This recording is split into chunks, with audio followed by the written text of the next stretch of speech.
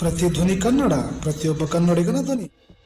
ಶಿರಹಟ್ಟಿ ಪಟ್ಟಣದಲ್ಲಿ ಜ್ಞಾನಜ್ಯೋತಿ ನವೋದಯ ಟ್ಯುಟೋರಿಯಲ್ಸ್ ವತಿಯಿಂದ ನವೋದಯ ವಿದ್ಯಾರ್ಥಿಗಳ ವೆಲ್ಕಮ್ ಡೇ ಕಾರ್ಯಕ್ರಮ ನಡೆಸಲಾಯಿತು.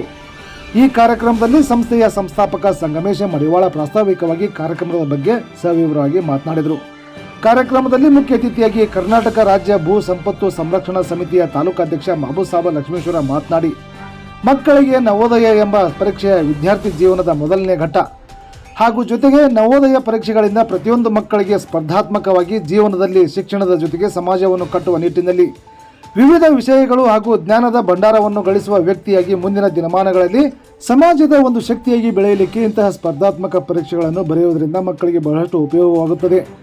ಜೊತೆಗೆ ವಿದ್ಯಾರ್ಥಿಗಳನ್ನು ಉನ್ನತ ಮಟ್ಟಕ್ಕೇರಿಸಲು ತಂದೆ ಮತ್ತು ತಾಯಂದಿರ ಪಾತ್ರ ಬಹಳ ಪ್ರಮುಖವಾಗಿರುತ್ತದೆ ಎಂದು ಅತಿಥಿಯ ನುಡಿಗಳನ್ನು ಆಡಿದರು. ಈ ಸಂದರ್ಭದಲ್ಲಿ ಕಾರ್ಯಕ್ರಮದ ಅಧ್ಯಕ್ಷತೆಯನ್ನು ಪ್ರಕಾಶ್ ನರಗುಂದೆ, ಫಕ್ರೋಸ್ ಸಾಬ್ ಕಳ್ಳಿಮನಿ, ಸಂಸ್ಥೆಯ ಸಂಸ್ಥಾಪಕರಾದ ಸಂಗಮೇಶ್ ಮಡಿವಾಳರ್, ಶರಣಪ್ಪ ಸಳ್ಳಿ, ಲಕ್ಷ್ಮೀ ಡಂಬಳ್ ಹಾಗೂ ಪಾಲಕರು ಉಪಸ್ಥಿತರಿದ್ದು ಕಾರ್ಯಕ್ರಮ ಯಶಸ್ವಿಗೊಳಿಸಿದರು.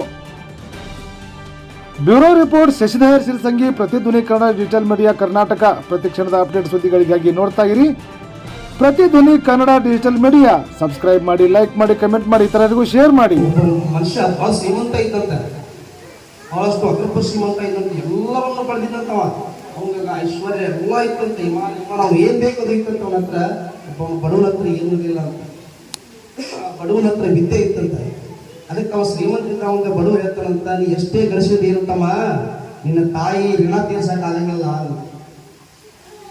ತಾಯಿದು ಋಣ ತೀರ್ಸಕ ಈ ಜನ್ಮದಲ್ಲೆಲ್ಲ 7 ಜನ್ಮದಲ್ಲಿ ತಾಯಿ ಋಣ ತೀರ್ಸಕ್ ಆಗಂಗಿಲ್ಲ ಅಂತಕ್ಕಂಥ ಮಾತನ್ನ ಅವ್ನು ಹೇಳಿದಾಗ ಆ ಮನುಷ್ಯ ಆಗ್ತಾನಂತ, ನಾನು ದುಡ್ದೀನಿ, ಶ್ರಮ ಪಟ್ಟಿನಿ, ಇಷ್ಟೆಲ್ಲ ಗಳಿಸಿನಿ, ನಾ ಇಷ್ಟೆಲ್ಲ ಐಶ್ವರ್ಯ ಗಳಿಸಿನಿ, ನನಗೇನು ಬೇಕು ಅಧಿಕಾರವನ್ನು ಗಳಿಸಿನಿ, ನನ್ನ ತಾಯಿ ಋಣ ಮುಡ್ಸಕ್ ಆಗಂಗಿಲ್ಲ ಅಂದ್ರೆ ಹೆಂಗೋ ಅಂತ. ಅದಕ್ಕೆ ಅವ ಅನ್ನಂತ, ತಾಯಿ ಋಣ 7 ಜನಕ್ಕೂ ಮುಡ್ಸಕ್ ಆಗಂಗಿಲ್ಲಪ್ಪ, ನೀನು ಈಗಲ್ಲ, ನೀನು ಎಷ್ಟೋ ಶ್ರೀಮಂತನಾದ ಮುಟ್ಲಿಕ್ಕೆ ಸಾಧ್ಯ ಇಲ್ಲ ಅಂತಕ್ಕಂಥ ಮಾತನ್ನ ಆ ಮನುಷ್ಯನಿಗೆ ಶ್ರೀಮಂತನಿಗೆ ಹೇಳಿದಾಗ ಆ ಶ್ರೀಮಂತ ಅವ್ರ ತಾಯಿ ಅಂತಂತ, ತಾಯಿ ನಾನು ನಿನ್ನ ಒಂದು ನಾನು ನಿನ್ನ ಋಣ ಮುಟ್ಟಿಸ್ಬೇಕಲ್ಲ, ನಾ ಏನು ಮಾಡಬೇಕು, ನಿನ್ನ ಋಣ ಏನಾದ್ರು ಮಾಡಿ ನಾ ಮುಟ್ಟಿಸ್ಬೇಕಲ್ಲ, ಏನು ಮಾಡಬೇಕು ಅಂತಕ್ಕಂಥ ಮಾತನ್ನ ತಾಯಿ ಹೇಳ್ತಾರೆ.